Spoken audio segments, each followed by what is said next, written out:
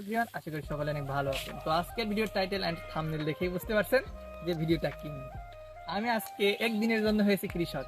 আর যে কৃষিকাজ এটা এতটাই পরিশ্রম এবং এতটাই কষ্টের একটা কাজ যে একটা কৃষক ছাড়া এই কষ্টের কথা কেউ বুঝতে পারবে না।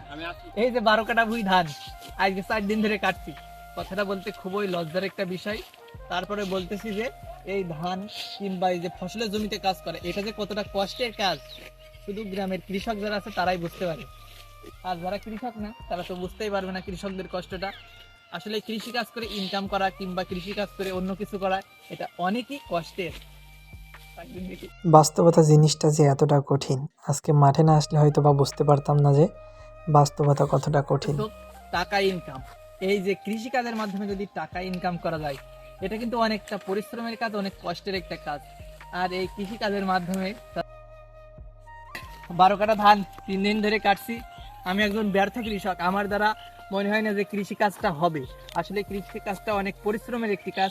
তো যার কারণে আমার বন্ধু সেই ইন্ডিয়ান হুজুর এর আগের একটা ভিডিওতে তিনি তাকে দেখিয়েছি।